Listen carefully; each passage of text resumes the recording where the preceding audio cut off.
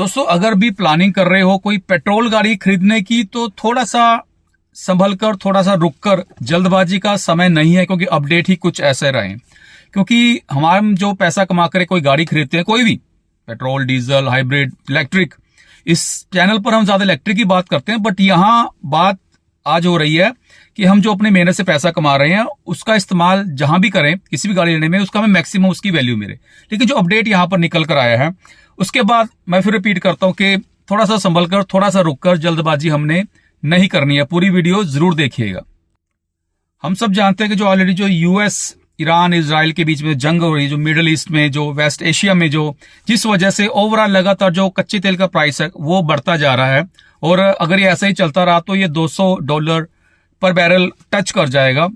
उसके बाद अब जो गवर्नमेंट ऑफ इंडिया जो प्लानिंग, जो बात निकल कर आई है, वो सोच रहा है कि भाई कैसे इस डिपेंडेंस को कम किया जाए, क्योंकि अगर वाकई ही $200 को टच कर गया तो दिक्कत पूरी दुनिया को आएगी, ना सिर्फ भारत को, पूरी ग्लोबली ये एक दिक्कत आने वाली है बड़ी। प्राइस बढ़ेंगे, हर चीज के प्राइस बढ़ेंगे। तो ऐसे में गवर्नमेंट इंडिया ने कहना शुरू कर दिया कि भाई जहां हम पहले E20 ब्लेंडिंग हमने की थी, अब हम E25 पर आएंगे या उससे ऊपर भी जाने वाले हैं। अगर हम बात करें कि कैसे डिपेंडेंस को कम किया जा सकता है, आप ईवी अडॉप्शन पे आ सकते हो, उस पर थोड़ा स्लो है, चल रहा है बट स्लो है। हाइड्रोजन फ्यूल सेल टेक्नोलॉजी पे आ सकते हो, अभी कुछ ज्यादा उस पर इंडिया में काम नहीं हो रहा। तो ऐसे में लास्ट ऑप्शन बचती है ब्लेंडिंग, एथेनॉल, जो कि भारत में ही बनाया जाता है। तो ऐसे में गवर्नमेंट इंडिया ने क्लियर कर दिया कि भाई बहुत जल्द E25 और उसके बाद आई थिंक इस साल एंड तक E30 की भी बात हो रही है। ये बात यहां नहीं रुकेगी दोस्तों, ये E85, E100 तक ये बात जाएगी। इसके अलावा जो कंपनीज और भी भारत में एथेनॉल बना रही है वो सरप्लस बना रहे हैं, जितनी रिक्वायरमेंट उससे ज्यादा बन रहा है, वो भी प्रेशर डाल रहा है कि भाई आप इस ब्लेंडिंग अमाउंट को बढ़ाएं। ऑलरेडी हम सब जानते हैं कि इसमें कुछ क्या कहें, कुछ पर्सनल पॉलिटिकल लोगों का भी कंपनीज इन्वॉल्व है, वो अलग बात है, लेकिन प्रेशर आ रहा है गवर्नमेंट पर।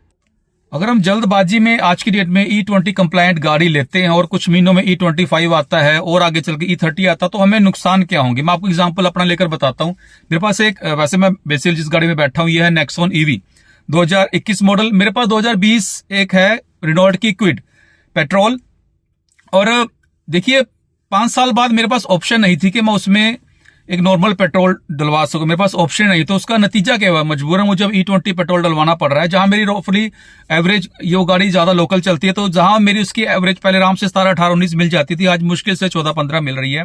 और मैं जानता हूं कि एथेनॉल की वजह से रस्टिंग हो रही है, आने वाले टाइम में मुझे ये दिक्कत आने वाली है। जब भी वो इशू बढ़ जाएगा तो मुझे पता है मेरा अच्छा खासा खर्चा होने वाला है, या मैं इस गाड़ी को निकाल दूं तो उसमें भी मुझे लॉस हो। कि मैंने तो 15 साल का टैक्स देकर इसको लंबे टाइम के लिए प्लान किया था, लोकल चलाने के लिए, लेकिन अब देखिए मेरे को ना तो तेल एक प्रॉपर मिल रहा है, ऊपर मैं बेचता हूं तो उससे मुझे ज्यादा नुकसान होने वाला है। ऑलरेडी जो इन्होंने E20 को एकदम से लागू किया है, अप्रैल 2023 से पहले जितनी गाड़ी थी वो E20 कंप्लायंट नहीं थी, तो वो सब करोड़ों में है वो गाड़ियां जिनको आज की डेट में ये इशू आ रहा है। लगातार कमेंट आता है कि सर एवरेज गिर गई है और रस्टिंग इशू आ रहे हैं, स्टार्टिंग में दिक्कत आ रही है। वो शुरू हो चुकी है प्रॉब्लम, क्योंकि आई थिंक इस चीज को 5-6 महीने हो चुके हैं। तो अब आपको दोस्तों सीधी सी बात है, जल्दबाजी नहीं करनी है, वेट कीजिए। और मार्केट में मैंने काफी सर्च किया, अभी तक E20 के ऊपर कंप्लायंट कोई भी कंपनी अभी कोई ऑप्शन नहीं दे रही है। तो ऐसे में E25 आता है, 30 आता है, तो हमारे पास आज की डेट में कोई ऑप्शन नहीं है। तो थोड़ा इंतजार कीजिए। और अगर आप वाकई थोड़ा इंतजार कर सकते हैं, थोड़ा ज्यादा लंबा मतलब 1-1.5 साल की बात कर रहा हूं, तो उसमें आगे चलकर फ्लेक्स फ्यूल भी आने वाले हैं, जिसमें अगर पूरा 100% एथेनॉल पर भी वो गाड़ी चल सकती है। वो इंजन पर ऑलरेडी सभी मारुति, टाटा, महिंद्रा, टोयोटा काम कर रही है, अपने अपने प्रोडक्ट वो डेब्यूट दिखा भी चुकी है कि भाई हम इस पर काम कर रहे हैं। तो बट फाइनल डेडलाइन कोई यहां गवर्नमेंट ने फिक्स नहीं की, जो कि उनको करनी चाहिए।